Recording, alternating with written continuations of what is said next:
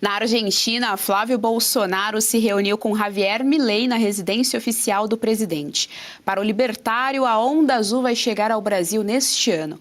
O pré-candidato endossou. A eleição brasileira de outubro será a última peça que falta no mapa da direita no continente. Está aí na tela para vocês, então, imagens do encontro que aconteceu agora há pouco entre Javier Milei e também Flávio Bolsonaro, pré-candidato à presidência aqui do nosso país. Fabi Barroso, eu quero te ouvir a respeito. Flávio Bolsonaro realmente está fazendo uma coisa que é importante para a nossa política geopolítica. Ficou redondo, eu sei, mas é exatamente isso, para as nossas relações. Vamos colocar um termo mais bonito aqui, para as nossas relações geopolíticas, que são essas pontes com países que acreditam na liberdade, com países que têm uma economia que está sendo solucionada, que está andando para frente, né? Não está naquele marasmo parado, ou então retroagindo. Então, ele está realmente fazendo essas boas conexões.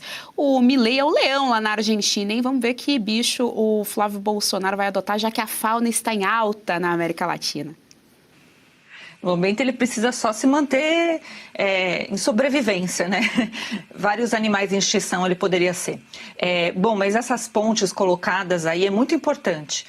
Primeiro que o Lula destruiu as nossas relações internacionais, se está, né, colado ali com ditaduras, a própria Venezuela, que a gente apontou aqui, abordada com o Ivan, né, do regime Maduro, da maldade que estão fazendo. Então, essas viagens, essa sinalização e do próprio Milei respondendo aos brasileiros e ao mercado de trabalho, ao pessoal que investe, é lido como o Brasil pode voltar a ser um país de grandes oportunidades.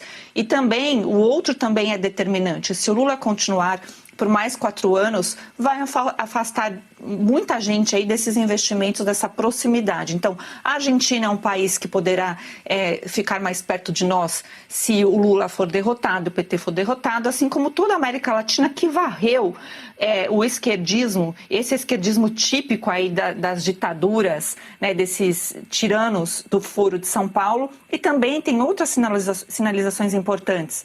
O Lula é persona não grata em Israel e o Flávio Bolsonaro também já sinalizou a volta da amizade com o povo de Israel e com Israel em si, né? Não somente com o povo.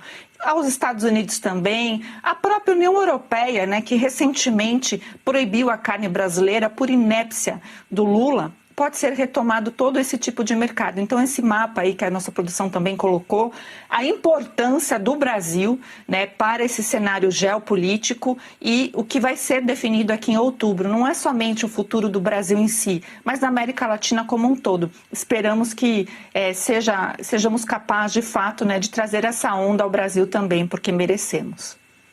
Eu quero chamar a atenção aqui também, Maiara, para a imagem que a gente tem entre o Javier Milei e o Flávio Bolsonaro. Estava ali no nosso lustre enquanto é uma próxima que tem ali uma bandeirinha, falando sobre a vitória na guerra, chamando aí, tendo muito claro em mente o Flávio Bolsonaro, que é uma guerra muito maior do que a gente imagina aqui, essa próxima eleição do nosso país. Está aí na tela para vocês, falando sobre a força dos soldados, sobre a guerra. E, Maiara, de novo, mais uma ponte sendo construída com Javier Milei, que tem uma proximidade muito grande com Donald Trump e que também está no Shield of America, né? Aquele escudo das Américas do combate ao crime organizado. Então, importante sinalização aí do Flávio Bolsonaro, pré-candidato à presidência, que esteve hoje na residência oficial lá na Argentina com o presidente Javier Milei. Maiara.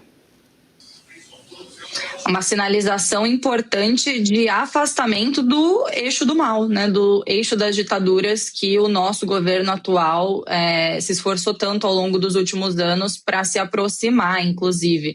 Mas eu acho que essa reunião, ela carrega um peso geopolítico muito grande para a América do Sul, né? O próprio Milei verbalizou isso quando ele publicou a foto, o Flávio rebateu, dizendo que a Argentina teve a motosserra, no Brasil vai ter o tesouraço, né, nos impostos, na burocracia. Eu acho que eles estão desenhando uma narrativa de bloco que mexe com o tabuleiro das próximas eleições.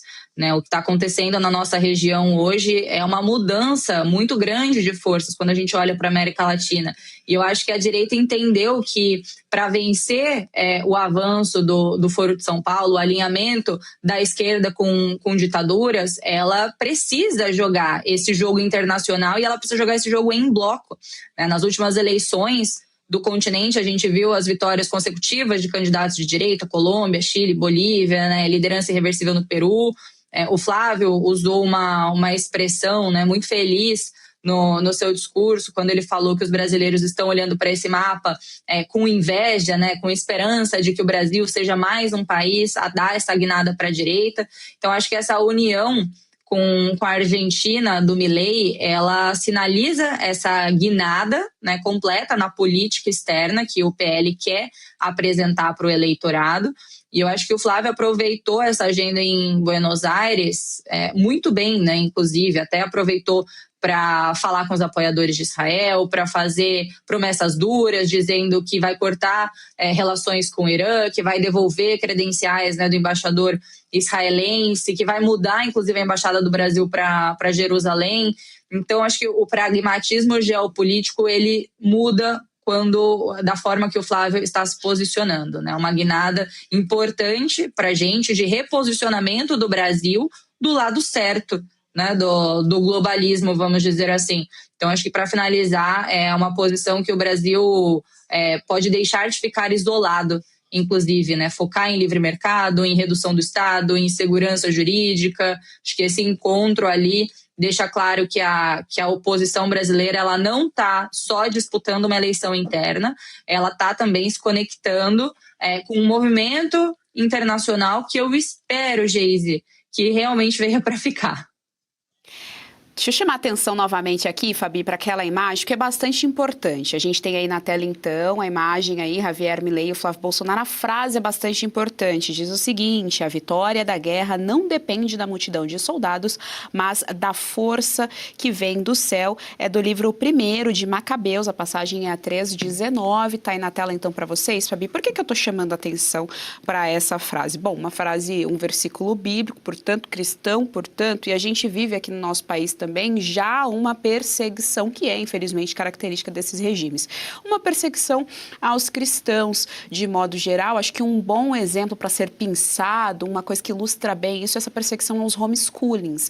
As famílias homeschoolings geralmente são cristãs, a grande maioria são cristãs, seja protestante ou católicas, então fica aí mais um recado dado aí pelo Flávio Bolsonaro, que é pré-candidato à presidência.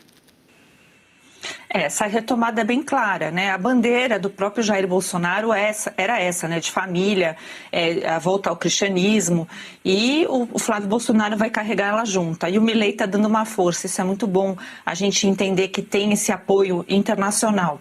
É a luta, né, do bem contra o mal, do que é claro, do que é escuro. Esse yin e yang é verdadeiro, né? A gente sabe e a gente vivencia isso na pele. O Brasil nunca ficou tão largado. A gente tem aí umas condições, né, de segurança pública, dá um certo até desespero.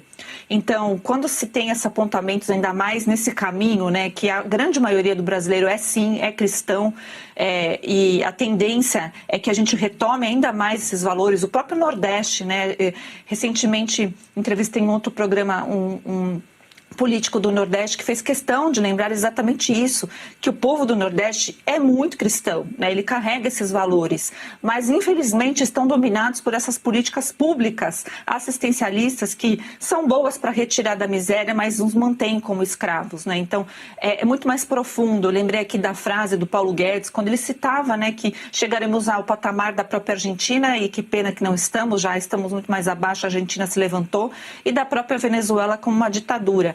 Na época que ele falou, eu achei um exagero. Hoje eu vejo que ele foi realmente bem profético em relação a isso, tinha bastante o pé na realidade.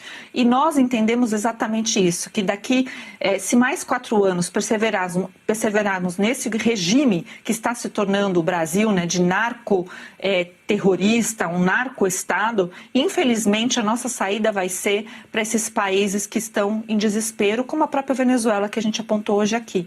Então é uma questão assim de liberdade, é uma questão questão que está lá no nosso hino, né? Ó liberdade, ó pátria amada. E a gente precisa retomar isso que você falou, né, do ethos, a gente precisa retomar essa questão e entender que isso é, sim, uma batalha espiritual também.